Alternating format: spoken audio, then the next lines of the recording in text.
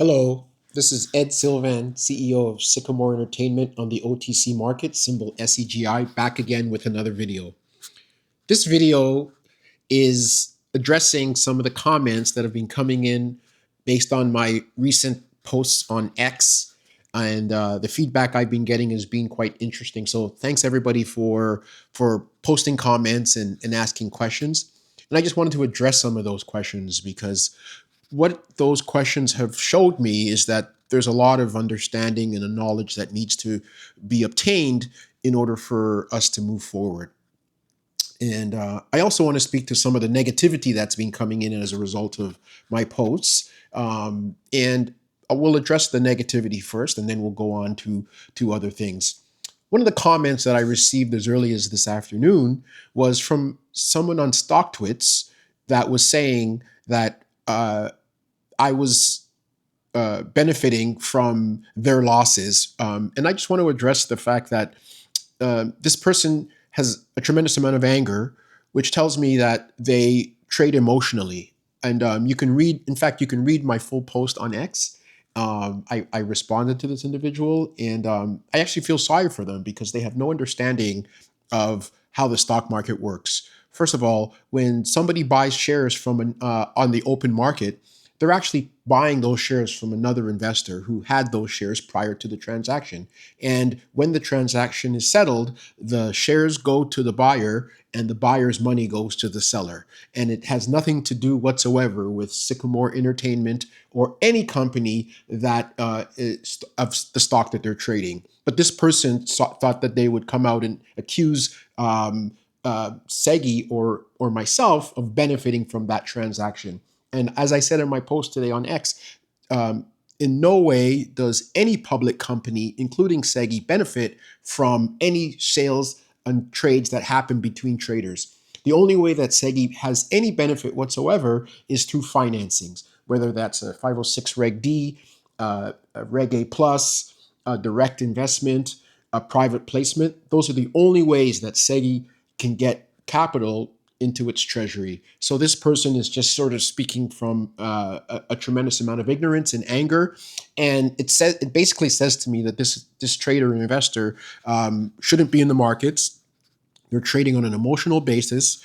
They probably can't afford to lose the money they're trading, but more importantly, they have no understanding of the game that they're playing. They're playing a highly speculative game. And as to one of my other posts this morning, I said anybody who buys the stock out of the open market on OTC is trading against the pros, and anybody who makes direct investments into OTC companies at a discount are the pros.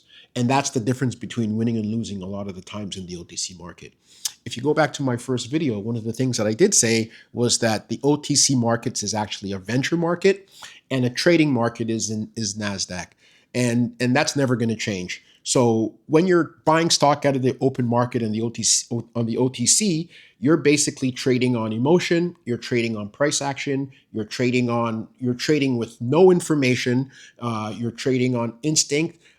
Perhaps you're doing some chart reading, but the charts aren't even really accurate because the momentum is basically just that momentum, and it's not based on any fundamentals at all.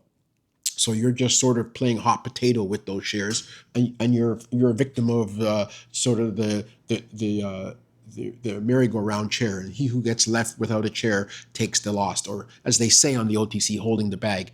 And that shouldn't happen. I think that when you're playing the OTC markets, you should be playing a longer-term game, and you should be playing a VC game. A lot of these companies, including Segi, have tremendous prospects and projects that are sitting around, and we're out seeking funding. And one of the reasons why the funding has been slow is because the current market environment. The market is as such that investors who normally, larger institutional and larger high net worth individuals who would normally have excess capital in order to play riskier markets, have pulled back a little because of the current investment and political climate out there. So what they're doing is they're taking their money that they would normally take bigger risks on, and they're putting it in a safer place, such as the large big board stocks on New York Stock Exchange and NASDAQ.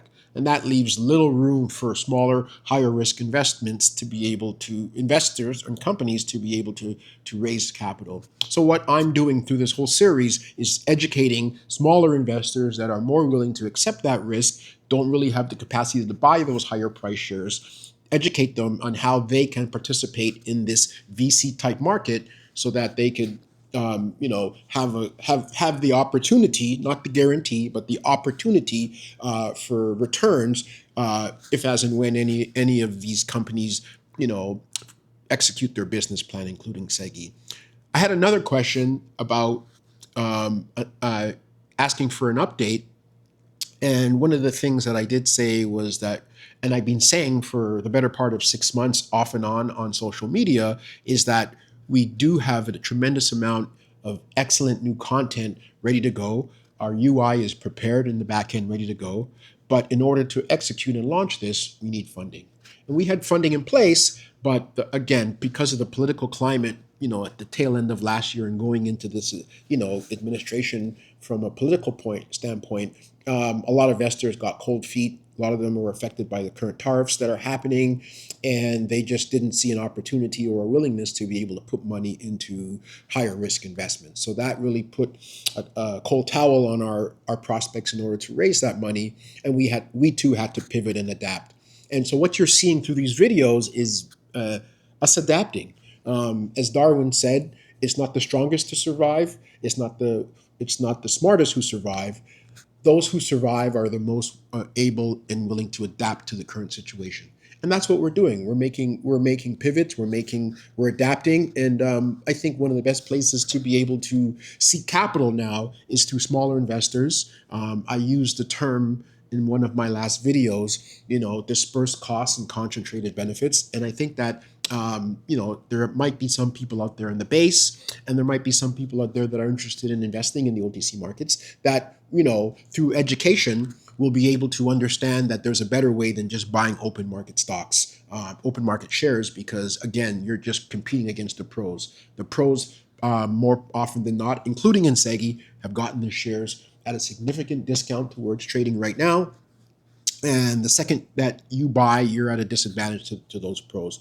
Over the last few years, we've done a tremendous job in eliminating a lot of these pro traders and lenders out of our stock. We have no more convertible debt in our company, and now any investing that we're going to take in is going to be in a form of equity, and that involves restricted shares through one of the numerous options we have as an issuer. Again, it could be a Reg A, it could be a private placement, it could be friends, family, and close business associates, or it could be through a sophisticated investor exemption, which are the only few options that an investor has in order to participate in a private placement such as SEGI.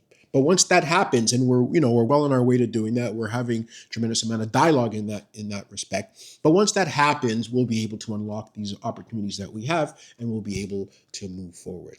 So I just wanted to just drop this quick video just to address a lot of what's being said. And I'm going to continue to just educate. I'm going to use the X, my social media account, to pick out certain questions, certain comments, and just make videos like this about them. I think it's an interesting way to sort of educate, respond not only by on the platform, but respond here for other people to see. So if you do have thank you for your questions. And if you have any more comments and questions, please feel free to drop them down in the comments below here, or you can comment to me on X, and I'll pick some out and I'll respond. But until then, thanks for watching, and I'll see you in the next video. Thank you, and see you again.